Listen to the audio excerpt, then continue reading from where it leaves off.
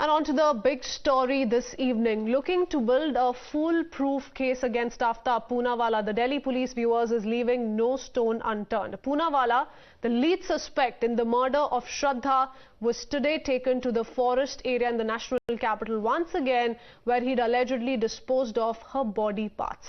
We get you a ground report first up.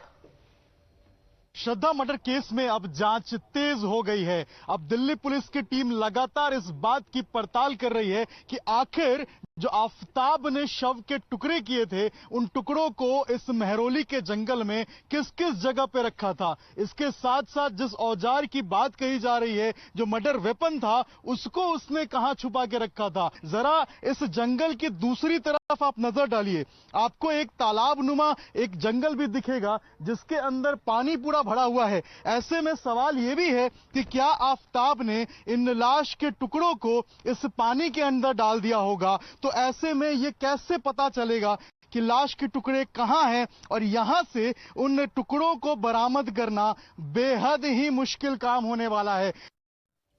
But the cops are not taking any chances, especially after being misled by Aaftab on several occasions already, in what could change the course of investigation, viewers, and perhaps provide most concrete leads. The police today sought and received a go-ahead to conduct a narco analysis test on the accused to find the truth behind several discrepancies in Poonawalla's statement, because even the Palghar police, who interrogated Aaftab in the month of September, failed to see anything amiss. Initially जो श्रद्धा के पिताजी है वो 6 तारीख के हमारे पास उन्होंने application दिया था, अर्जी दिया था। वो अर्जी के तौर पर उनके पिताजी का वो जो लड़की का पिताजी, उनके बयान दर्ज करके हमने सू मोटो मिसिंग दाखिल किया था। उसके बाद में जो मिसिंग का इन्वेस्टिगेशन है वो हमारे स्पेशल ब्रांच के ऑफिसर है एपीएस सानप, उनको मैंने दे दिया था और उन्होंने पिताजी का स्टेटमेंट वापस पूछताछ किया था। उसके बाद में जो लड़की मिसिंग उसका मोबाइल डिटेल्स, जो आफ्ताब लड़का उसका मोबाइल डिटेल्स, बैंक स्टेटमेंट्स, उसका बचपन का जो दोस्त है लक्ष्मण नाडर उसके स्टेटमेंट, हमने बैंक डिटेल्स निकाला है लड़की का। लेकिन उसमें ऐसा है कि 18 मई को एक बार 50,000 एक बार 4,000 ऐसा 2 बार ट्रांजैक्शन हुआ है। Well, earlier today, the police reportedly found traces of blood in the kitchen of the 2-bedroom apartment that Shraddha shared with Aaftab Poonawalla. Samples have been sent for DNA tests already, and Shraddha's father's blood samples have also been taken by the investigating agencies. The family, however, fears that the delay in cracking the case may provide an escape route to the accused. तो Delhi police की जो जांच है sir, आप उससे संतुष्ट हैं? Maharashtra police ने क्या एक्शन लिया था सर स्टार्टिंग में? उन्होंने खाली इन्वेस्टिगेशन किया। अच्छा। हाँ, जो पुलिस की तरफ से जो इन्वेस्टिगेशन होता है, सीडीआर निकाल के कोशिश की, लेकिन तो 1 महीने से भी ज्यादा लग गया। लेकिन उन्होंने कुछ फाइनल रिजल्ट नहीं निकाला। तो उसके बाद उन्होंने फिर बोले कि ये लास्ट लोकेशन श्रद्धा का दिल्ली में दिख रहा है, तो इसलिए हम लोग शायद दिल्ली में ट्रांसफर करेंगे। तो मैंने बोला आप क्यों नहीं कर सकते ये सब काम? तो बोले नहीं, वो उनके लिए इजी हो जाएगा। In any case where the crime has taken place in the past and it is discovered later, delay means that a lot of evidence may be lost. That does not mean that all the evidence will be lost. It is clearly a case where there will have to be a reconstruction of the past events by the police, and once they reconstruct the past events, and that is possible from CCTV, from electronic evidence, a police confession has no value. I'm also told that today they're taking for narco analysis. Now all of this is very good, but it is only an investigative tool, and any statement under narco analysis as per the Supreme Court judgment is only a statement before a police. But the absence of the body today, which is done away with, does not mean that the lady is alive.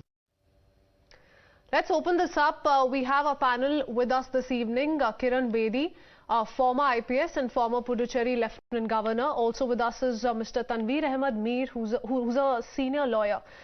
Ms. Bedi, I want to begin by asking you, in your opinion, do you think the probe by the police, by the Delhi police, is on track, or do you sense delay? Because that's the question of the hour. A little bit of delay, a little bit of losing out on time could lead to losing out on crucial evidence. To my mind, it's fully on track. and the delay can be justified by once, as Mr. Luthra said. I think there's enough evidence on trail which he's left on his computer, the usage of the computer. I think there's just enough. They just have to go on recovering as much as they can and then reconstruct it through the tools of brain mapping, lie detector, that will help them get information and give them the leads which they're not getting probably, or he's misleading them. I think the investigation is well on track. The fact that they are recovering some body parts, but the crucial key is these are hers.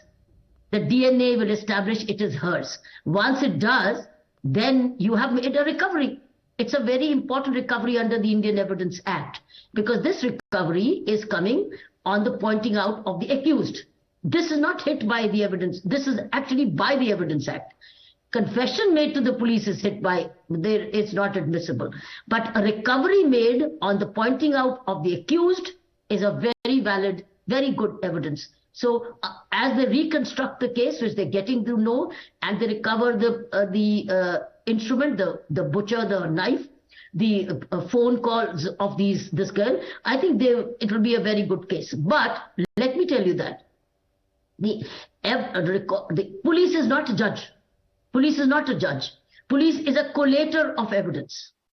So once it collates the evidence, and whatever still it cannot find out, I don't think that's a deficiency of the police. It is whatever is physically possible must be collected. All efforts must be done to collect whatever is possible and then place the matter to the court. After that, it is for the court to decide what to rely on and what not to believe. So I think we are on track, and evidence is being collected. With time, it will know how much recovery. The head has still to be recovered. The weapon of offense is yet to be recovered. Her phone is yet to be recovered. My information is based on only what the television and the newspapers are reporting. So I think there will be still more. You never know, because then they have to establish wide. Menstruia will be proven. That's the mindset would be proven more by technology reconstruction. Okay, so let's do one thing before I go across to Mr. Mir and try and understand from him if he agrees to what you've just said. Let me put out for our viewers as well, and put it out for the three of us as to what, as per the police, has been found out so far. If we go by forensic evidence, the blood samples from Aaftab's kitchen have been nailed by the police. DNA test of bones have been recovered by the police. There is enough documentary evidence as well. The bank statement of the couple's account is with the police. The amount that Aaftab withdrew from Shraddha's phone and ATM, via the ATM, that's also with the police. The bill of the refrigerator that was bought after the murder is also with the police. Apart from this, a lot of digital evidence as well, Ms. Bedi. Chats with Shraddha's friends after the murder. Today we'd in fact put out the rent agreement details as well, in which interestingly only Aaftab is named. Shraddha is not named, and this is the Palghar residence where the both of them were staying. But he interestingly kept Shraddha's Instagram account, social media account amply active for at least a month and a half to mislead Shraddha's friends and family members. And here's what's missing. Weapon used to chop Shraddha yet to be recovered. DNA traces for example from the floor, from the fridge. There's clarity yet to come in on that, because he used some strong chemicals on multiple occasions for days altogether. Her intestines were minced and flushed, as has been claimed by Aaftab. The skull was disposed, and skull and torso, by the way, the police has said, is very, very crucial to the ongoing investigation. Her phone is also missing. Aaftab claims he's dumped it in Maharashtra. And apart from that, there are other evidences that, of course, the police are still waiting for. So, Mr. Ahmed Mir, given this long list of the evidence that the police has so far with them, of what is yet to be recovered, and also with regards to the court now giving a nod for a narco test, where do you see this headed, sir? Well, thank you very much for inviting me to your show. So let me start with the last question first, which is the court giving its consent for a narco analysis test or a brain mapping test or a polygraph test. Now, all these tests are always given with the consent of the subject. If the subject refuses, then court cannot grant the permission. Secondly, even if the results of such forensic examinations are affirmative, they are inadmissible in a court of law. So therefore, narco analysis is a waste of time. The polygraph is a waste of time, and brain mapping is also a waste of time. What the cops need to do is to have hard evidence. Now, let the cops, investigate, which is a natural process. We should not sort of, question them at the moment. But what is expected from law enforcement agencies is that they try their best to find hard evidence so that a person who has been booked, and if evidence surfaces, he's charged and then put to a strong, rigorous trial. Now, what will the mistake which the law enforcement agencies should not do is that only relegate their case to a last scene theory, that the girl was living with you, so you please explain where she has gone. Now, that will be a disaster. Now, as the cops have said that we have recovered blood stains from kitchen, if they match with the deceased and the bones then, are also affirmative for DNA match with the deceased, then that's a very strong piece of evidence, coupled with the fact that accused is pointing out where the bones were disposed of or dumped. Okay. Now, even if torso is not found, even if skull is not found, for example, in the matter of Indrani Peter Mukherjee, the bones which were recovered of her daughter, there were 2 DNA tests there. One was negative, one was positive. And because of that positive, she's being put to a trial. If DNA surfaces, then that's a very, very strong piece of evidence for prosecuting an accused. I must also tell you that accused in this case, obviously will be defended, to the best of the ability of the lawyers. And accused will always have alternative, inconsistent stands, even of defenses. That is permitted to the accused. It will also be a duty of the investigating authorities to... No, because Mr. Ahmed Mir, what you're talking about with regards to accused is also very interesting, because here's a man who had it all planned the last couple of months. Remember, interestingly, he had a plan B to every wrong move of his. He knew where to discard Shraddha's phone. He knew how to mislead the Mumbai police. He knew how to delay the probe as well, because he went about it via, information on Google. He, of course, did use his culinary skills as well. He put his expertise to use while chopping her body into 35 pieces. So he had the entire plan in place. Ms. Bedi, with regards to his confession to the police so far, of course, he's admitted his crime in front of the police, but he can deny it in front of the courts. So for that, apart from DNA mapping, what else do you think is important for the police to build a solid case, to build a watertight case? Because here the fear is something like what happened in the Chawla rape case, for example, must not repeat itself. There must be enough solid evidence to not let go of the accused. Well, many cases have been convicted without eyewitnesses. And I agree, the confession made before the police is not admissible. But that's a fact. But recoveries are. These are very interesting, important recoveries, as our honorable lawyer has also said, because these are discoveries. This is very relevant under the Indian Evidence Act. Therefore, the bones, but they have to match. Then, very critical evidence. But it has to be, it's too early for me to judge. The whole reconstruction is yet to happen. To my mind, with due respect, the brain mapping and the lie detector may not be admissible before the court, but it helps the police to understand what's gone on, what happened, what has been the mens rea, what has been the agitation, that which he's been so brutal. I think these things will really help. And close the matter at the moment to say, but all I can say as a cop and Delhi cop is that it's working on the right track. Within this time frame, they've recovered quite a lot. And they'll continue to recover. They have to reconstruct, but it's a great nightmare of technology linkages. Okay. But he's done so much of app. There is a pattern of behavior where he's been using on dating apps. He's had women now which of those women can be traced. By the way, the women can be traced. Okay. But that does not lead you to the murder.